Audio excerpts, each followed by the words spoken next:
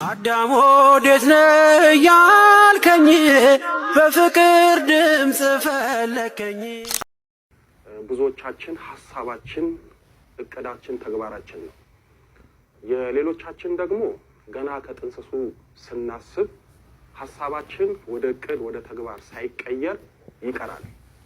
በዚህም ተበሳጭተን እጅጉን ተማረን ለምንድነው ሁሉ ጊዜ ያሰብኩት ያቀድኩት ወደ ተግባር የገባሁበት ነገር የሚበላሽው ብለን ራሳችንንም ሰውንም እንጠይቃለን፣ በእግዚአብሔር ላይ እናማርራለን። የዚህ ሁሉ ማለትም ሐሳባችን፣ እቅዳችን፣ ተግባራችን በቀላሉ የሚበላሸው ለሰውና ለሰይጣን እየተናገርን ነው።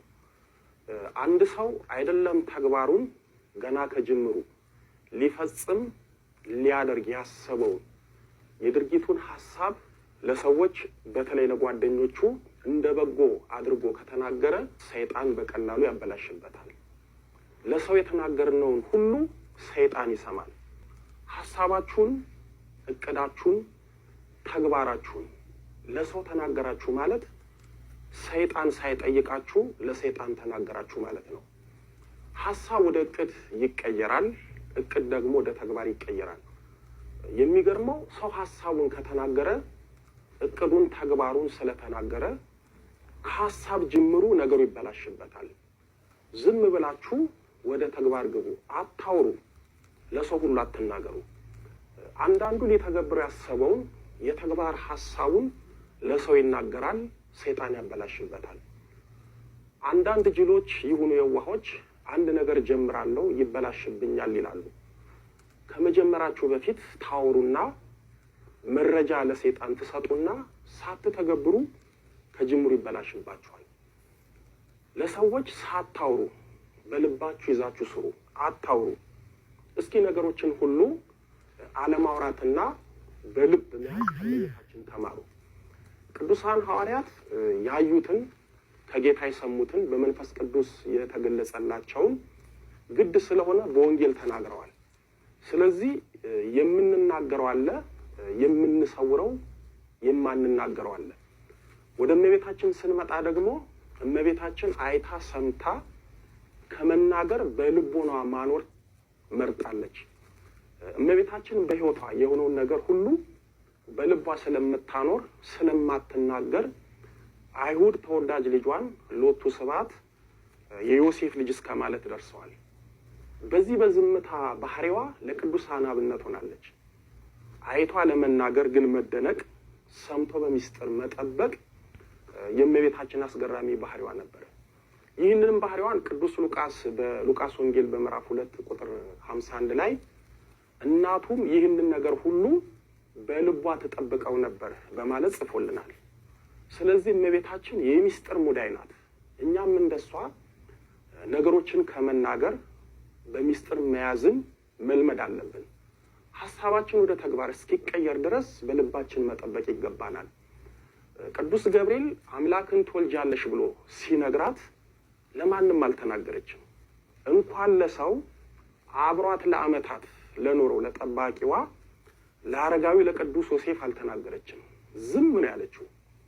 ሆዷ እየገፋ መጽነሷም እየታወቀ ሲመጣ አረጋዊ ዮሴፍ ሲጠይቃት ግድ ሆኖባት በቅዱስ ገብርኤል ብስራት ጌታን እንደጸነሰች ተናገረች። ሚስጥራችንን፣ ሐሳባችንን፣ እቅዳችንን፣ ተግባራችንን የምንናገረው እንደመቤታችን ግድ ሲሆንብን ብቻ ነው። ወዳጆቼ እንደመቤታችን ግድ ሲሆንባችሁ ብቻ ተናገሩ። ዝም ብላችሁ ለማንም አታውሩ። አንድ ነገር አደርጋለሁ ብላችሁ ገና ሳትጀምሩ ትናገራላችሁ። ሰይጣን ከአፋችሁ ይቀልባል። ዶሮ ጥሬ እንደምትለቅም ሁሉ ሰይጣንም የተግባር ሐሳባችሁን ስትናገሩ ከአፋችሁ እየለቀመ ከፊታችሁ እየቀደመ ሁሉ ነገራችሁን እያጠመመ ያበላሽባችኋል። ሐሳብ አይወራም፣ እቅድ አይነገርም። ግድ ከሆነ ተግባር ላይ ስታውሉት አውሩ፣ ተናገሩ። ለምሳሌ እጮኛ ስትይዙ ለጓደኛችሁ፣ ለቅርብ ሰዎች በውል ያልታወቀውን መሰረት ያልያዘውን እጮኝነት እኔ እኮ እከሌ የሚባል እከሌት የምትባል እጮኛ ይዣለሁ አትበሉ፣ ዝም በሉ። እጮኝነታችሁ ወደ ትዳር ሊቀየር መስመር ይዞ ልትጋቡ ስትወስኑ እኔ ላገባ ነው እያላችሁ ነጋሪት አትጎስሙ፣ ዝም በሉ። ባይሆን የሰርጋችሁን ፕሮግራም ካስተካከላችሁ በኋላ ሁሉን ነገር ከጨረሳችሁ በኋላ ተናገሩ፣ ሰውም ጥሩ። ወደ ትዳር ያልተቀየረ እጮኛቸውን ለገዛ ጓደኛቸው ተናግረው በገዛ ጓደኛቸው እጮኛቸውን የተቀማሉ። መስመር እስኪይዝ ዝም በሉ። ተምራችሁ ተመርቃችሁ ስራ ሊይዝ ነው አትበሉ። ስራ ከያዛችሁ በኋላ ተናገሩ። ዲግሪ ይዛችሁ ማስተርሴን ዘንድሮ ልማር ነው ብላችሁ ሐሳባችሁን አትናገሩ። ማስተርሳችሁን ሳትማሩ የመማር ሐሳባችሁን ከተናገራችሁ መቼም አትማሩ። ብትማሩም ታቋርጣላችሁ። ማስተርሳችሁን ከተማራችሁ በኋላ ተናገሩ። ገዳም ለጸበል፣ ለሱባኤ፣ ለጸሎት ሳትሄዱ ቀድማችሁ እዚህ ገዳም ሊሄድ ነው አትበሉ። ዝም ብላችሁ ሄዱ። ነገ እዚህ ቤተክርስቲያን ላስቀድስ፣ ልቆርብ፣ ልጠመቅ፣ ልጸልይ ልሄድ ነው አትበሉ። ዝም ብላችሁ ለማንም ሳታወሩ ሄዱ። ሰሞኑን ወይም ነገ ወደ ገዳም ይሄዳሉ፣ እዚህ ቤተክርስቲያን ጸበል ለመጠመቅ ይሄዳሉ ብላችሁ ሐሳባችሁን ከተናገራችሁ ሰይጣን ሴቶችን ያለ ጊዜ በሆነ የወር አበባ ፈቱን ያስቀራችኋል። ወንዶቹን ደግሞ በህልመ ሌሊት መጥቶ ያሰናክላችኋል። ሐሳባችሁን፣ እቅዳችሁን፣ ተግባራችሁን ከፍጻሜ ሳታደርሱ ቀድማችሁ ከተናገራችሁ ሁለት አይነት ፈተና አለባችሁ። አንደኛው ሰይጣን ነው፣ ሁለተኛው የራሳችሁ የሆኑ ምቀኞች ሰዎች ናቸው። ስለዚህ ሐሳቡን፣ እቅዱን ከፍጻሜ ያላደረሰ ተግባሩን ቀድሞ የሚያወራ ሰው በሰይጣንም በክፉ ምቀኛ ሰውም ይፈተናል። ሁሉ ነገሩ በቀላሉ ይበላሻል። እስኪ ዝም በሉና ሐሳባችሁን፣ እቅዳችሁን፣ ተግባራችሁን ሰርታችሁ ከፍጻሜ አድርሳችሁ ተናገሩ። ዝም ብላችሁ አትናገሩ። ሐሳባችሁን፣ እቅዳችሁን፣ ተግባራችሁን ለሰው ተናገራችሁ ማለት ራሳችሁ ላይ ራሳችሁ ጠላት ሆናችሁ እንቅፋት ሆናችሁ ማለት ነው። የሚገርማችሁ ሰይጣን የልባችሁን የሚስጥር ሐሳብ አያውቅም። የሚያውቀው የሚሰማው ስትናገሩ፣ ስታወሩ ነው። ተናገራችሁ ማለት ከሰይጣንና ከምቀኞቻችሁ ጋር ግልጽ ጦርነት ከፈታችሁ ማለት ነው። ስለዚህ አትናገሩ፣ አታውሩ። የጌታችንን የገዳመ ቆሮንጦስ ሱባኤ ለማደናቀፍ 3 ፈተና ያቀረበው ሰይጣን የኛን ሐሳብ፣ እቅድና ተግባር አይፈትንም፣ አያደናቅፍም ማለት ሞኝነት ነው። ቅዱስ ዮሐንስ በራእዩ በምዕራፍ 12 ቁጥር 9 ላይ ዓለሙን ሁሉ የሚያስተው ዲያብሎስና ሰይጣን በማለት ሰይጣን በዓለም ያሉትን ሰዎች እንዴት እንደሚያስታቸው፣ እንዴት ዓላማቸውን እንደሚያጨናግፍባቸው በግልጽ ነግሮናል። አንዳንዶች ገዳም ሄደው ሱባኤ ገብተው በፍኝ ጥሬና በኩባያ በሶ ስለ ሕይወታቸው በህልማቸው ይነገራቸዋል። የተነገራቸውን ነገር እስኪፈጸምላቸው መታገስ አቅቷቸው ከሱባኤ እንደወጡ ህልማቸውን ያዩትን ራእይ ለሰዎች ይናገራሉ። ራእያችሁን ተናገራችሁ ማለት አይፈጸምም። ቢፈጸም እንኳን በብዙ ፈተናና መከራ ነው። ህልማችሁን፣ ራእያችሁን ተናገራችሁ ማለት በነፋስ ፊት እንዳለ አቧራ ቁጠሩት። ዝም አይነቅዝም አይደለም የሚባለው። እስኪፈጸም ዝም በሉ። አንዳንድ አገልጋዮች መንፈሳዊ መጽሐፍ ሊጽፉ ይዘጋጁና ሳይጀምሩ ይናገራሉ፣ በዚህም ሳይጽፉ ይቀራሉ። አንዳንድ ዘማሪያን መዝሙር ላወጣ ነው ብለው ቀድሞ ይናገራሉ፣ እንኳን መዝሙር ሊያወጡ በአግባቡ ሳይዘምሩ ይቀራሉ። አንዳንዶች ውጭ ሀገርን ለመኖር ይሁን ለመማር ፕሮሰስ ይጀምሩና ገና ከጅምሩ ላገኙት ሰው ለወዳጃቸው ይናገራሉ። እንኳን ውጭ ሀገር ሊሄዱ እዚሁ ጭጭ ብሎ ይኖራሉ። በጣም የሚገርመኝ ዲቪ ደርሷቸው መሄዳቸውን ሳያረጋግጡ ምኑንም ሳይጨብጡ አሜሪካ ሊሄድ ነው ብለው ላገኙት ላወቁት ሰው ሁሉ ይናገሩና ሳይሉ ይቀራሉ። አንዳንዱማ ቤቱን ሽጦ ጥሩ ስራውን ትቶ ደግሶ የሽኝት አብልቶ መሄድ ነው ብሎ እንቢልታ አስነፍቶ እዚሁ ተጎልቶ ይቀራል። ብዙዎች አንድ ነገር ጀምረው ከፍጻሜ አልደርስ ሲላቸው እያማረሩ ለምንድን ነው እግዚአብሔር የሚያስተካክልልኝ እያሉ ይሰናክላሉ። በመጀመሪያ እግዚአብሔርን በጸሎት ጠይቀን በጸሎት አማክረን አልጀመርን። ሲበላሽ ብቻ እግዚአብሔር ለእሮሮ ትዝ ይለናል። ታዲያ ያሰባችሁት፣ ያቀዳችሁት፣ ልትተገብሩት የፈለጋችሁት ነገር ለማን እንንገር ካላችሁ፣ አንደኛ ከፍጻሜ እንዲደርስላችሁ በጸሎት ለእግዚአብሔር ንገሩ። ሁለተኛ ከፍጻሜ እንዲደርስላችሁ ለእመቤታችን ለቅዱሳን መላእክትና ለቅዱሳን እናት አባቶቻችን በጸሎት ንገሩ። ያኔ ይፈጸማል፣ ከፍጻሜ ይደርሳል። ሶስተኛ ሊረዳችሁና ሊረዳችሁ ለሚችሉ ለቤተሰባችሁ ንገሩ። አራተኛ በገዳም በጸሎት ለተወሰኑት አባቶች በጣም ለምታምኑት ለንስሐ አባታችሁ በጸሎት እንዲያግዛችሁ ንገሩ። ከዚህ ውጪ ለጓደኛ፣ ለመንገደኛ፣ ለቅርብ ለሩቅ ሰው አትናገሩ።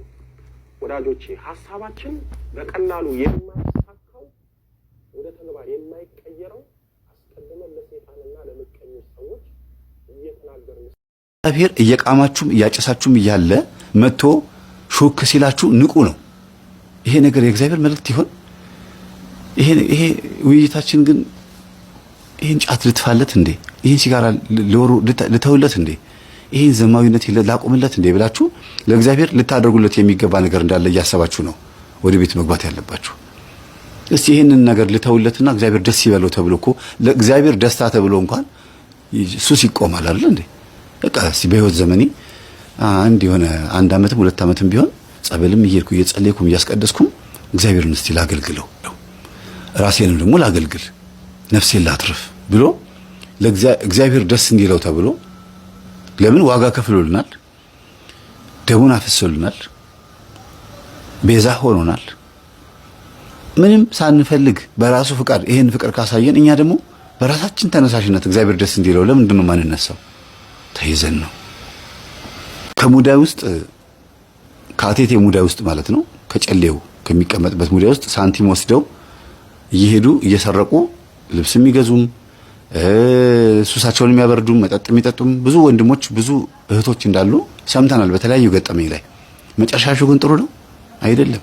አንደኛ ዛሩ ለምን ገንዘቤን ነካ ይላል፣ ይቀስፋል፣ ይማታል። ሁለተኛ ነገር ደግሞ ደስ ብሎትም ደግሞ መንፈሱ በሌላ በኩል ደግሞ ስታዩት ይሄንን ገንዘብ ወስዶ ራሳቸውን ለመጥፊያ ነው የሚያደርገው።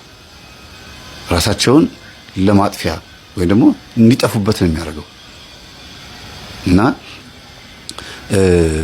ዛፍ ስር የተገኘ ጭኮ ይሄ ለመንፈሱ ተብሎ ወጥ ተሰርቶ ምናምን ቅቤ የሚቀባ ዛፍ ስር ምግብ አስቀምጠው እናቶች ይሄዳሉ። ዱርዬዎች መጥተው ተደብቀው መተው ጠረቀቁ ይበላሉ።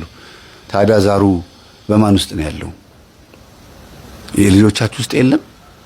አንድ ሰፈር ላይ አንድ ሾላ አድባር ዛፍ ካለ ቅቤ እየተቀባ ይመለክ የነበረ ዛፍ ካለና መንፈሱ ይብላ ተብሎ ዛፉ ስር ምግብ አምጥታችሁ አስቀምጣችሁ የሰፈር ጎረምሳ መጥቶ ከበላው ዛፉ ላይ የተቀመጠው ወይስ ልጆቻችሁ ላይ የተቀመጠው?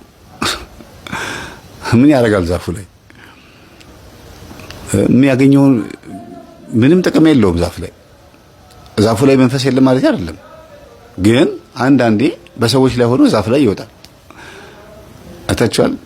አዳኝ ወርቁ ወይም ጨንገር የሚባለው መንፈስ ብዙ ጊዜ ዛፍ ላይ መውጣት ይወዳል። ሮጦ ነው የሚወጣው። ያው ዛሮች አጠቃላይ ዛሮች ባህሪያቸው ተመሳሳይ ነው። ዛፍ ላይ ሮጦ የመውጣት ባህሪ ያለባቸው ሰዎቹ ይዞቶ ኧረ እባክህ አፉ በለል በቃ እሺ ችግር የለውም ቡናውን እናፈላለን ውረድ ተብሎ በስንት መከራ ቡና ተፈልቶ ፈንዲሻ እየተበተነለት ነው የሚወርደው ከዛፍ ላይ። ስንት ሰው አለ እንደዚህ አይነት ነገር፣ ስንት ታሪክ እኮ ነው የምንሰማው።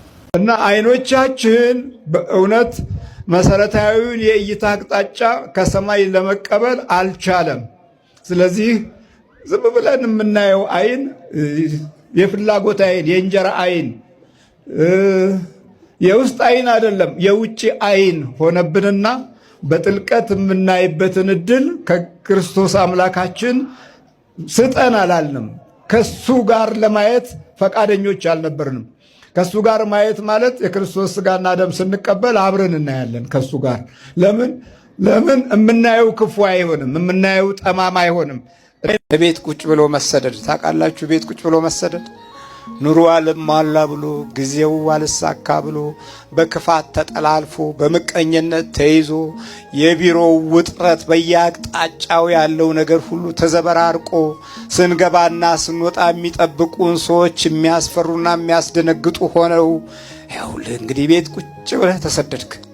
የትም ሳትሄድ ርቀህም ሳትጓዝ ከስፍራህና ከሀገርህም ሳትወጣ በዜግነትህና በኢትዮጵያዊነት ባህሪህም እንዳለ ሆኖ ግን ስደተኛ ነን። ጓዛችንን አልጠቀለልንም፣ ብርድ ልብሳችንን አላሰርንም፣ ስንቃችንን አልያዝንም እንጂ ዛሬ ሁሉም ከህሊናው ጋር ስደተኛ ነው። ከአእምሮው ጋር ስደተኛ ነው። ከጠባዩና ከባህሪው ጋር ስደተኛ ነው። ቋንቋ ለቋንቋ አልግባባ ብሎ ድምፁ ለድምፅ አልስማማ ብሎ ቋንቋው ተሰዶ ሊናችን ተሰዶ ድምፃችን ተሰዶ ማን ይስማን? ለማን እንንገር? ለማን እናውራ? ሁሉም ተሰዷል። ለተፈጥሮ የሚገቡን ጸጋዎችና ስብዕናዎች ሁሉ ሳይቀሩ ስደት ላይ ናቸው። ስለዚህ ቤት ላይ ቁጭ ብሎ መሰደድ አለ። ተኝተህ መሰደድ አለ። እንጀራህን እየበላህ በቢሮም ስራህን እየሰራህ ትሰደዳለህ። የሚያሳድድህ ውስጥህን እንድታጣ መታገል ነው። ውስጥህን ማጣት ይሄ ነው ስደት። ክረምት ይሄ ነው፣ ደንበኛ ክረምት፣ የስቃይ ክረምት ይሄ ነው። ይኸውልህ በመንፈስ የምንሰደደው ደግሞ ሌላ ጉዳይ ነው። ይሄኛውም ሌላ ስደት ነው። ሲያቃዥህ ያድራል። ሐሳብህ ሳይስማማ ከጀመርከው ጋር ሳትገናኝ፣ ካቀድከው ጋር ሳትገናኝ፣ ከኑሮ ጋር ሳትገናኝ ስደት ሁሉ ጊዜ እንዲህ ነው ስደት። ይኸውልህ ስለዚህ አልጸለይንም። ክረምት ይሄ ነው። ፍሬ አልባ በሆነ ጊዜ፣ ደመና በበዛበት ጊዜ፣ ዝናሙና የዝናሙም ደመናና ፍሬ የማይሰጠው ደመና በሚዞርበት ጊዜ ዝም ብለህ ትሰደዳለህ። አልተሰደድም? አዎ ስደት ነው። እና በስውር የሚያባትህ በግልጽ እንዲያይ ዛሬ የሚያስፈልገን ጾም፣ ጸሎት፣ መንበርከክ፣ አምልኮት ከማንም በላይ ከምናሳየው ነገር በላይ ትልቅ ዋጋ ያለው ነው። ትልቅ መንፈሳዊ ሞራልና መንፈሳዊ ጥበብን የሚይዝ ነው። በስውር የሚያባትህ 3 ነገርን ያሟላልሃል። አንደኛው ውስጥህን በመለኮታዊ ኃይሉ ይጠብቅሃል። ሁለተኛው ውጫዊ ኑሮህን በበረከትና በመንፈሳዊ ተስፋ ይጠብቅሃል። ሶስተኛው የሚሰጥህን ነገር አስቀድሞ እርሱ እንዲያዘጋጅ አንተ በቂ ጊዜና ሰዓት ትሰጠዋለህ። ከዛ ያዘጋጅልሃል። እነዚህ 3ቱ ነገሮች ከጎደሉን ሁሉንም የምናዘጋጀው እኛ ስለሆነን ይዝረከረክብናል። አየህ፣ እዚህ ጋር ስለ እንጀራ ስትደግም እዚህ ጋር ሰላቢ ይወስድብሃል። እዚህ ጋር ስለ ደሞዝ ስትሰራ እዚህ ጋር ገንዘብህ በቂ አይደለም። የሚቸኩል ጊዜ አለ። በረከትን የሚፋለም ጊዜ አለ። በረከትን የሚፋለሙ ሰዎች አሉ። የማይበቃቸው የማይጠግቡ አሉ። ምንም የማይረኩ አሉ። እነሱ በአንድ በኩል ይፋለሙሃል። ትደክማለህ፣ ምስጋና የለም። ትጥራለህ፣ ምንም የለም። እንደገና ሰርተህም ትበሳጫለህ፣ ደክመህም ትበሳጫለህ። ህሊናህ በቃ ካንተ ጋራ ራሱ የአእምሮም የሁሉም ነገር መከራ ነው። እግዚአብሔርን ስላላካፈልከው በሐሳብ በቃ አንተው ብቻ ትጨነቃለህ። የአእምሮ መድኃኒት ይሰጥሃል። በቃ ማንቀላፊያ ስትተኛም ስትነሳም ኪኒን ይሰጥሃል። ለመንቃት 1 ኪኒን፣ ለመተኛት 1 ኪኒን፣ 2 ኪኒን ትወስዳለህ ማለት ነው። ለመበረታታት ሌላ ውጪ እንደዚህ ነው። በቃ ለመንቃት ገና ብድግ ይሉና እንዲነቁ 1 ኪኒን ወስዱና ይተኛሉ፣ ይነቃሉ። ለመተኛት ደግሞ ቀደም ብለው ገና ፀሐይዋ ሳትገባ 1 ኪኒን ይወስዳሉ፣ ማታ ይተኛሉ። ስለዚህ ሰውነታቸው በመንፈሳዊ መለኮታዊ ኃይል የሚመራ ሳይሆን በኪኒንና በዚህ በቅዠቱ ዓለም መንፈስ የሚመራ ሆኖ እየተሰቃየ ያለን ትውልድ ነን። ለዚህ መድኃኒቱ ታዲያ ጾምና ጸሎት ነው። አሁን ጾም ጀምረናል። ሰውነታችን አስፈላጊውን ነገር በደንብ እንዲዘጋጅ ያደርገዋል። በልተን ያተረፍነው ነገር አሁን ከመናፍስት ጋር መብላት ነው፣ ከአጋንንት ጋር መብላት ነውና አሁን ያን ሁሉ ለመቋቋም እንድንችል በስውር የሚያባትህ በግልጽ እንዲሰጥህ በጾምና በጸሎት የመኖር እድላችንን ማስፋት ይጠበቅብናል። በዕለት ኑሯችንም ውስጥ የአምልኮት ኃይል መገለጥ አለበት። ልዑል እግዚአብሔር ከሁላችን ጋር ይሁን። በክርስቶስ ሥጋና ደም ታተመን የመንግስት ወራሾች እንድንሆን እግዚአብሔር አምላካችን ያብቃል። ድርጅት ላይ የምትሰሩ ሴክሬታሪዎችም ጓደኞችም የሆናችሁ ብቻ አንዳንድ ከመናፍስት ጋር እንትን እያላችሁ ቢሮ ወንበር ስር ድግምት ታደርጋለች እንደዚህ ምን ብቻ ሰላቢ መንፈስ የምትጠቀሙና ለሌላ ነገር አሳልፋችሁ የምትሰጡ ሰዎች በጤናችሁ ነው? ግን በዚህ ልክ በጥስጣሽ ሳንቲምና ለትልቅ ለልቃሚ ሳንቲም አንድ ትልቅን መልካም የሆነን ሰው አሳልፎ መስጠት ትንሽ አይከብድም? እሺ ብዙ ብር ነው የምታገኙት እንበል። በ100 ሺህ በ50 ሺህ ስለሚታፈስ ብሩ ሊያጓጓ ይችላል። ለነፍሳችሁ እንኳን አትራሩ። ይሄ ነገር የአጋንንት ስራ ነው። አንድ ቀን እጋለጣለሁ እንኳን አይባልም። ከሱሱ መላቀቅ ይፈልጋል፣ ግን ተይዟል። በማን? በወሰንገላ በእናቱ መንፈስ። ከዝሙትም ከሲጋራ መላቀቅ ፈልጓል፣ ግን ተይዟል። ይሞክራል፣ ይመለስበታል፣ ያገረሽበታል። ለምን? መንፈስ ነው። ስለዚህ እባካችሁን የእግዚአብሔር ቤተሰቦች ይህን ትምህርት የምታዳምጡ በዱርዬነት ህይወት ውስጥ ያላችሁ፣ ድድ ማስጫወታ ላይ የተቀመጣችሁ፣ አላስፈላጊ ሱስ ውስጥ ነው ያለሁት ብላችሁ ያመናችሁ ነው። ታዲያ ያመናችሁ እኔ ችግር ውስጥ ነው ያለሁት ብላችሁ የምታስቡ ሰዎች ካላችሁ አንድ አፍታ ትንሽ ቆም ብላችሁ በህይወታችሁ ላይ አስቡ። በተቀመጣችሁበት ቦታ ላይ አንዴ ቆም በሉ፣ በነፍሳችሁ ቁሙ። ከዛ ማስተዋል ጀምሩ። እግዚአብሔር በስንቱ ነገር መክሮኛል፣ በስንቱ ነገር አስተምሮኛል። ለምንድን ነው መለወጥ ያልቻልኩት? ስለዚህ መጠመቅ አለብኝ። የትኛውም ጸበል ቦታ ሄጄ ግንባሬን ጸበል አስመታለሁ፣ ጀርባዬን ጸበል አስመታለሁ፣ ደረቴን ጸበል አስመታለሁ፣ እያገላበጥኩኝ ሰውነቴን በሙሉ ጸበል አስመታለሁ፣ እድናለሁ። ከዚህ ችግር ያላቀቀኛል። ወይ የእናቴ ወይ የአባቴ የዛር መንፈስ ነው እኔን እንደዚህ ያበቃኝ እንጂ ሌላ አይደለም ነው የሚባለው።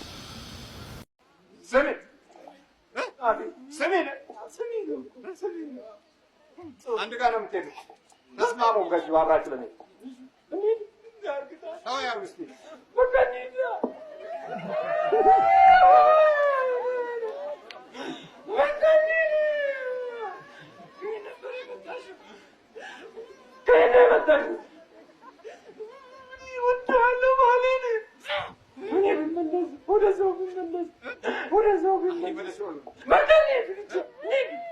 አላማችሁ ምንድን ነው?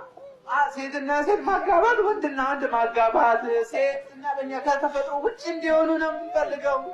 ከተፈጥሮ ውጭ ከተፈቀደላቸው ውጭ የሆነው ከአምላካቸው ጋር እንዲጣሉና እኛ ጋር ሲሆን እንዲገቡ አጋንንት ነው ሰይጣን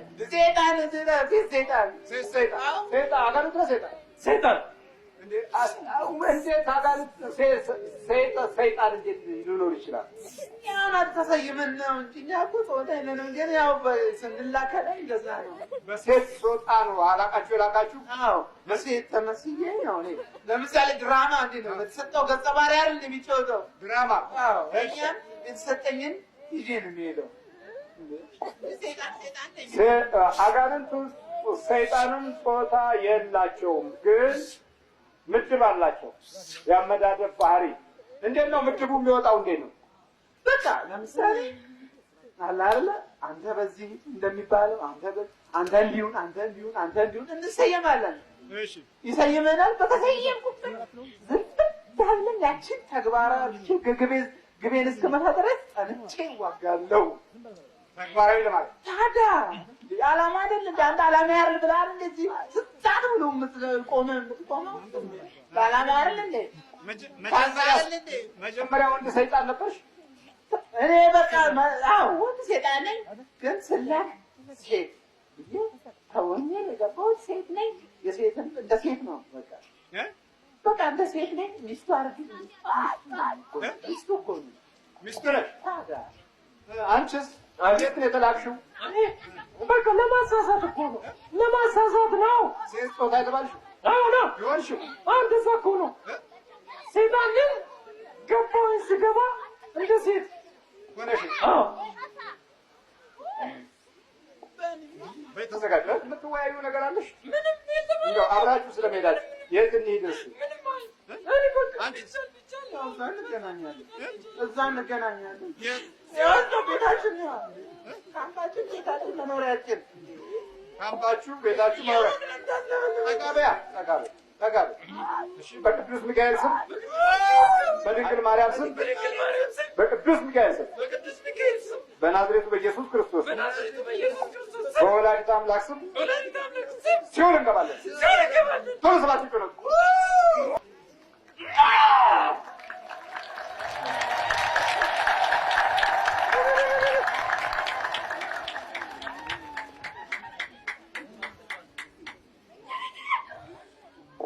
በእናታችሁ ልበሉልኝ።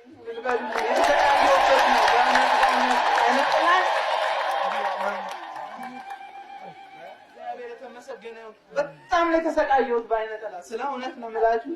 አይነ ጥላ በጣም በዘመኔ ሁሉ በጣም ነው ያሰቃየኝ። ቤተክርስቲያን ሄዳለሁ ስል መቶ ይገናኛኛል፣ ጸበል ሄዳለሁ ስል መቶ ይገናኛል። በጣም ተሰቃየሁ። መጨረሻ ላይ በቃ ምን ላድርግ መምህራን ሳይነም ባና አይሆንም አሉ። ከዛ የራሴን አማራጭ እዚህ አንዳንድ መልእክቶች ሲተላለፉ ስለምሰማ እየታጠብኩ እየሄድኩ ጸሎት አደርጋለሁ። ምን ያለው በፊት ራሱ ልቀደስ ራሱ ቤተክርስቲያን ደርሶ ሶስት ቀን ተከታታይ በቃ እንዳለ በጣም ምን መስላ ነው በቃ ሴት በቃ ማቃ ቀን ያዩዋቸውን ሰው ማቃም ብቶ ይመጣል። አንዳንዴ ደግሞ ራሱ ይመጣና እኔ ነኝ ይለኛል። እኔ ከልጅነት እቺን አጭር ሆኖ ይሮጥ ይመጣና ወንድ መስሎ ነው በቃ አንዳንዴ ወንድም መስሎ ይመጣል። አንዳንዴ ደግሞ ሴት መስሎ ይመጣል። እኔ ነኝ ከልጅነት ጀምሮ እንዲያረኩ ይለኛል። ብዙ ነገር አለ እና እግዚአብሔር የተመሰገነ ይሁን። እግዚአብሔር የተመሰገነ በጣም ሸለቻለሁ። እኔ ራሴ መርሞኝ ነበር። በቀደም ነው ቅዱስ ሚካኤል ላይ እዚህ ያመጡ አቀቃው ከኔ ጋር ይመጣው እሱ እኔ አብረን ተሰብስበን ጸሎት ስናደርግ ዋለች የዛለት ነው እንትን ያለች ቤት ነው። ከዛም በፊት በርግጥ እዚህ እርሶ ጋር አንዳንድ ምልክቶች አውቃለሁ፣ መረጃው አለኝ እንዳለች ያንቀጥቃጥ እኔ የተቻለኝን እንግዲህ አድርጌያለሁ። እርሶም እግዚአብሔር ይስጥዎት። በእርሶ እርዳታ ነው እኔ በእኔም ላይ የለኝም። እግዚአብሔር የተመሰገነ ይሁን። አንተ ምንድን ነው ሴት ትታይ ነበር? አዎ በጣም በአንድ ሌሊት ውስጥ 3 ጊዜ በቃ ከዛ በጣም ሰቃይ ነበር። በጣም ሰቃይ ትመጣብሃለች። አዎ በጣም መልኳን አሳምራ ነው የምትመጣ። አዎ በጣም እኔ አንዳንዴ እንደዛ አይነት ሰው እኔ እንጃ ነኝ በቃ የለም አላይም እንደዛ አይነት ሴት ማለት ነው። አዎ ሴቶች አላይም እንደዛ አይነት በቃ በጣም ውብ ሆና ተኳኩላ ነው የምትመጣ። ለማሸነፍ በቃ አሁን ከሷ ጋር ከተጋባን በፊት ያው በፈለገች አሁን ነው ግን አሁን እሷ ጋር ጸሎት ስናረግ እንትኗን ቀይራ ለመምጣት ተቋቁላ ምን ብላ በጣም ውብ ሆና ከሷ በልጣ ነው የምትመጣብኝ። አዎ ሰላም ትላለች እንዴ በደንብ በቃ እንትን ብላ በህል ያው ከእንቅልፌ ስነቃ ያው ሁሉ ነገር እንትን ከሆነ በኋላ የለችም። ያው እና እንደዛ አሰቃይ ነበር። እግዚአብሔር ይመስገን። እስቲ አንድ ጊዜ እልል በሉልን ለራሳችን አጋንንትን እግዚአብሔር ቀጥሎ ከትባችን ስር ያዋለልን እግዚአብሔር ይመስገን። እልል በሉልን። አባታችንም እድሜ እኔ ምን ብዬ ልናገር እድሜ ይስጥልን። እውነቴን ነው የምለው። አጋንንት ምን ተጫውቶብን ነበር እሳቸው ባይኖሩ ኖሮ። እግዚአብሔርም ደግሞ መድኃኒት ሰጠን። ክብር ምስጋና ይግባው። እግዚአብሔር ይመስገን። አሁን የቀረው ወንዱ ነው። ሴቷ አንደኛዋ ከሄደች ሌላው ከማፈስ ያስቸግር። እሺ ምን መልዕክት አለ? እኔ ያው ያለኝ መልዕክት ያው እግዚአብሔር የተመሰገነውን እዚህ እኔ ፕሮግራም ባለፈውም አይታችኋል። ሙሉ ቤተሰቦቻችን እንደተሸኘላቸው እናቴ፣ እህቴ፣ እኔም ዛሬም ደግሞ እግዚአብሔር በጣም ያው አይነ ጥላ ያስቸገረኝ እግዚአብሔር ገላግሎኛል። መምህራችንን ያቆይልን እግዚአብሔር ጸጋውና ክብሩን የበለጠ ይስጥልን። የእሳቸው ጸጋቸው የበለጠ ቢበዛ እንደው መጸለይ ያለብን ብዙ ተቃዋሚዎች አሉ። እግዚአብሔር እነሱን ይገስጽልን። እግዚአብሔር ይስጥልን። እሺ እንግዲህ ይህን የሚመስል ዓለም ነው ያለው። በእንዲህ አይነት መንፈስ ውስጥ ያሉ የዚች የሴት አጋንንት መንፈስ የያዘቻቸው በግብረ ሰዶም ዓለም ውስጥ ያሉ ብዙ ሰዎች የሚሰቃዩት በዚህ መንፈስ ነው። ስለዚህ ለእነዚህ አይነት ሰዎች መፍትሄው ይህንን አጋንንት ከውስጣቸው አውጥተው እግዚአብሔር እንዳለው እግዚአብሔር እንደሰጠን እግዚአብሔር እንደፈቀደላቸው እንዲኖሩ ይህንን የጠላትን ኃይል ለማስወገድ የምታውቋቸውን ምከሯቸው።